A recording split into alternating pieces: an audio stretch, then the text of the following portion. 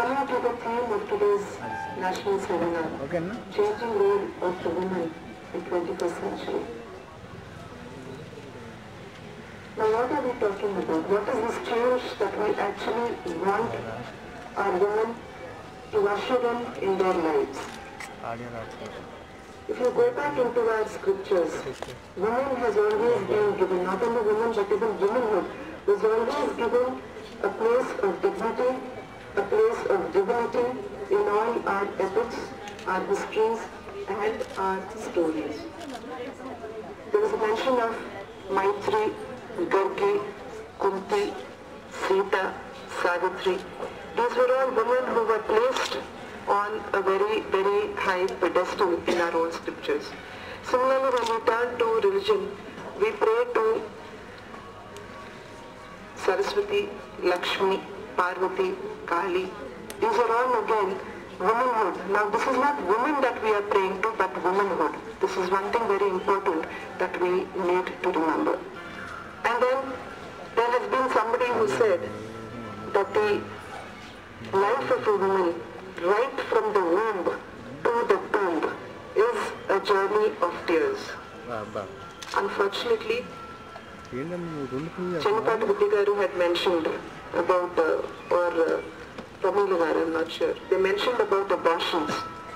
The advanced science technology that is actually supposed to detect the defects in the child, the fetus in the womb of the mother, is misused to find out if the child in the womb is a male or a female. And there is a proverb which says that a woman is the enemy to the woman. I wouldn't really agree to that, but yet the moment it is realized that the child in the womb is a girl, the first thought that comes to the mind is, let me abort the child. All the PNDT acts that we have, the various acts that we have that says abortion is against law, sex determination is against law, has not seen itself very well implemented at the ground level. And by chance, suppose by chance, unknowingly, we do give birth to the child and the child turns out to be a girl child, then immediately the discrimination starts there. There have been incidences, unfortunately, Rajkumari Garu had said the mother actually converts her blood into milk and then she feeds her child.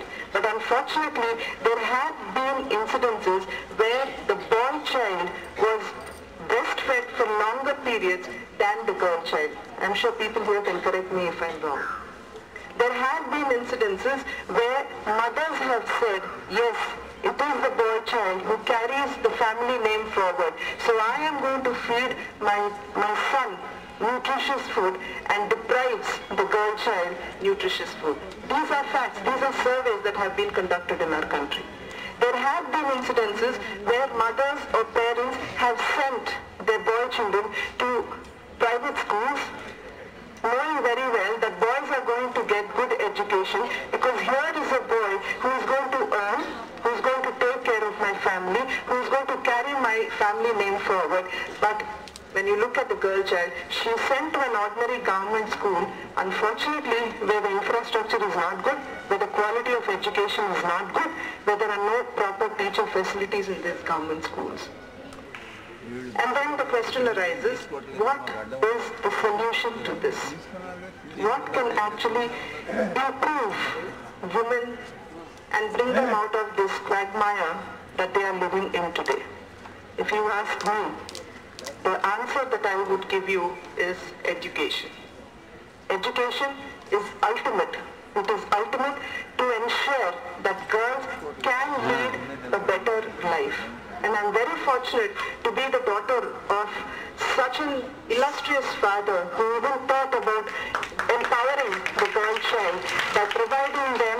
He has created the Mahila Vishwavidyalaya, and he has also provided the reservations even before it could be taught on an act. So, my appeal to all the girl students here would be, rise out of this compartmental thinking.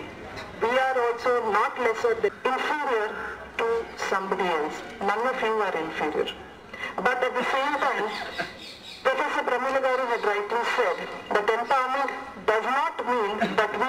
forget our conventional roles. I absolutely agree with her. There was a report recently, I'm sure Professor Pramila Garu is also aware of it, which said that the more the women are becoming empowered, the more the divorce rates are increasing today. And why is this so? Because the woman works for long hours in the office, probably wherever. The minute she comes home, she has to do the other work of a homemaker. She has to cook, she has to clean, she has to take care of her children, and then she has to even gratify whatever the husband needs. The greatness of women is Karyeshu Dasi Karuneshu Mantri Bhojyeshu Mata Shayaneshu Ramba Rupecha Lakshmi Shakkarma Yukti Kshamata Dharitri Kuladharma Patni. That is the role that a woman has to play. And what does this mean? It is only a woman who literally molds herself into a slave when she is serving somebody. It is a woman who can mold herself into a prime minister's role when she is actually advising the man.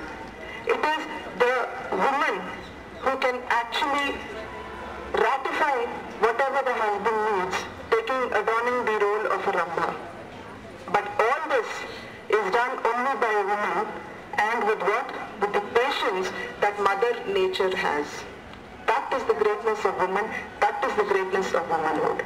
So in our fight for empowerment, let us not lose our own identity as being the maker of the society, the maker of the country, the maker of the home, the maker of the nation itself, because it is the hand that rocks the cradle that actually rules the world.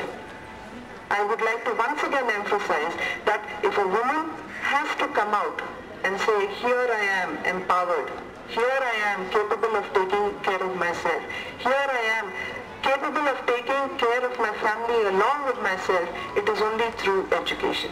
It is through education that she can demand her rights.